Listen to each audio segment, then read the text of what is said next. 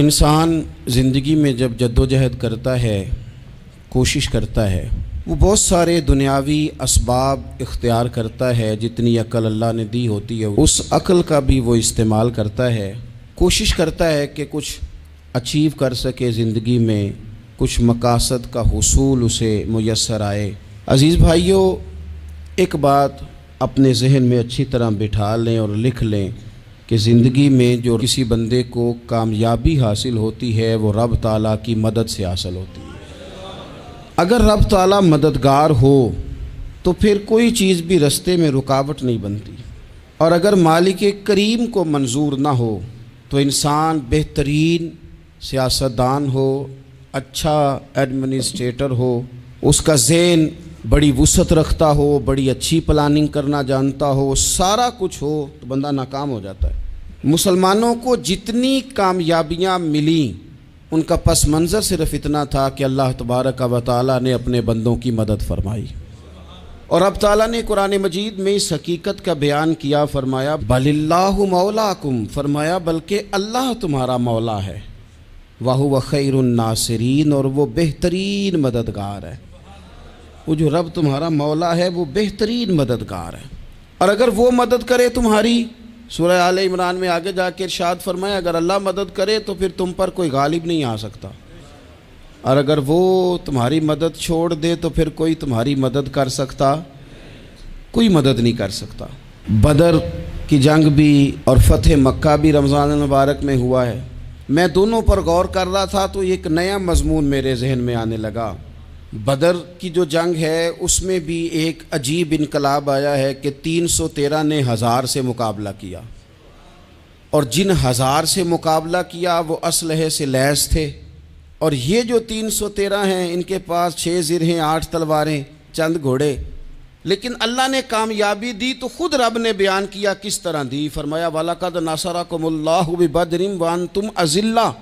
वो कामयाबी इस तरह मिली है कि रब ने तुम्हारी मदद की थी, तुम तो कमज़ोर थे, अल्लाह ने बदर में तुम्हारी मदद की, तुम जीत गए। वलक़द नसरकुमुल्लाहु बिबदरिन व अंतुम अज़िल्ला, अल्लाह ने बदर में तुम्हारी मदद की, तुम तो कमज़ोर थे। फिर फ़तह मक्का नसीब हुई तो उसमें भी बेहतरीन मनसूबाबंदी नबी पाक अलैहिस्सलाम ने फरमाई, बेहतरीन हिकमत अमली हुजूर ने अपनाई। लेकिन हमें जो अल्लाह रसूल ने बात समझाई वो क्या है, इज़ा जा नस्रुल्लाह वल फतह, फरमाया जब अल्लाह की मदद आई और फतह नसीब हो गई। ये अल्लाह ने मदद फरमाई तुम्हारी, यहाँ भी फ़तह मक्का भी अल्लाह की मदद से, जंगे बदर भी अल्लाह की मदद से। वो जो मदद है अल्लाह ताला की, जब वो हम ये करते हैं कि हम अपनी सारी ज़िंदगी सियासत की नज़र कर दें। हमारी सियासत सिर्फ मुल्क में नहीं होती, हमारी सियासत ख़ानदान में भी होती है। हम घर के अंदर भी सियासत करते हैं, हम किसी ख़ास तरीके से लोगों को अपने पीछे चलाना चाहते हैं, हम एक ख़ास उसलूब इख्तियार करते हैं कि लोग हमारे पीछे चलें।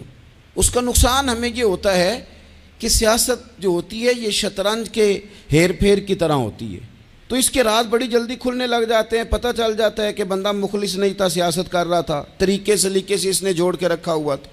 हम हर जगह सियासत के बलबूते पर चीज़ों को लेकर चलना चाहते हैं, सियासतें नाकाम हो जाती हैं, सियाने सियाने लोग फेल हो जाते हैं।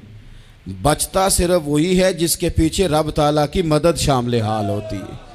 अपनी ज़िंदगी के अंदर हम जो कुछ भी कर रहे हैं, जिस शोबे से भी हमारा ताल्लुक़ है, आज हमने इस बात पे गौर करना है कि पहले तो ये गौर कर लें कि जो काम हम कर रहे हैं क्या वो काम ऐसा है कि उसमें अल्लाह की मदद हमें मिलेगी। अगर आप कोई माज़अल्लाह नाजायज़ काम कर रहे हैं, फेले हराम का इर्तिकाब कर रहे हैं, तो उसमें तो मदद इलाही आएगी नहीं।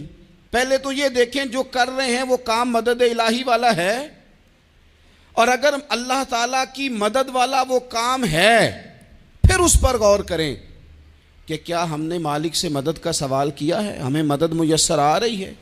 वो मैंने बुज़ुर्गों से एक बात सुनी थी, वो बड़ी याद रह गई। वो फरमाया करते थे काबिलियत भी बड़ी चीज़ है लेकिन कबूलियत सबसे बड़ी चीज़ है।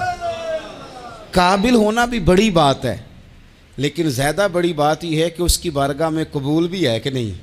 अपनी ज़िंदगी में अल्लाह की मदद की तरफ बढ़ें। मालिक की मदद का हुसूल इख्तियार करने की कोशिश करें, अल्लाह के साथ अपने आप को जोड़ें। अगर अल्लाह की मदद नसीब हो, ये जो हम जितना डरते रहते हैं, सहमे रहते हैं, परेशान रहते हैं, कोई क्या कर देगा, हमारे यहाँ ना हर शोबे में माज़अल्लाह एक माफिया है, इल्ला माशाअल्लाह। वो माफिया कहता है मेरे साथ मिलोगे तो मैं चलने दूंगा, वरना मैं नहीं चलने दूंगा। मार्केट में आ ही नहीं सकता फलाना बंदा, क्योंकि यहाँ हमारा कब्ज़ा है। और मेरे भाई, फिर बहुत सारे लोग जिनकी नीयतें और इरादे बड़े अच्छे होते हैं शुरू में, वो भी उस माफिया का शिकार हो जाते हैं और उनके रंग में रंग जाते हैं। याद रखना, किसी शख्स की ब्लैकमेलिंग का कभी शिकार ना होना, कभी किसी की मीठी और मुसज्जा मुकफ़ा बातों का शिकार ना होना। कोई क्या कर सकता है अगर अल्लाह मददगार हो तो? जिसको रब करीम उठाना चाहे उसे कोई गिरा सकता है? हम ये डरे डरे सहमे सहमे परेशान परेशान फैसला करने की ताकत नहीं, मुझे चलना चाहिए कि नहीं, उठना चाहिए कि नहीं, करना चाहिए। उठ बांध कमर क्यों डरता है? फिर देख खुदा क्या करता है। हज़रत अब्दुल्ला इब्न अब्बास फरमाते हैं, मेरे नबी पाक अलैहिस्सलाम ने मेरी तरबियत फरमाई, हुजूर ने मेरी तरबियत फरमाई, और महबूब पाक अलैहिस्सलाम ने फरमाया, अब्दुल्ला याद रखना, ये नौजवान दोस्त मेरी बात लिख लें, परेशान लोग मेरी बात लिख लें, जिनके पास कुव्वत फ़ैसला नहीं वो इस बात को लिख लें। हज़रत अब्दुल्ला इब्न अब्बास फरमाते हैं, मेरे नबी पाक अलैहिस्सलाम ने मुझसे फरमाया था, अब्दुल्ला सुन, अगर सारी दुनिया मिल के तेरा कोई नफ़ा करना चाहे, कर नहीं सकती जब तक मेरे रब की रज़ा ना हो।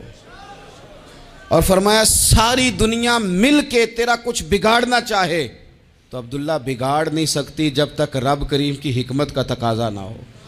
लोगों से डरना, लोगों की तरफ देखना, माहौल देख के अपने राह का तयन करना, हर बंदे के ख्यालात के मुताबिक ढलने की कोशिश करना, फलाना ना नाराज़ हो जाए, फलाना ना नाराज़ हो जाए, वो जिसने होना हो जाए, बस रब रसूल नाराज़ ना हो।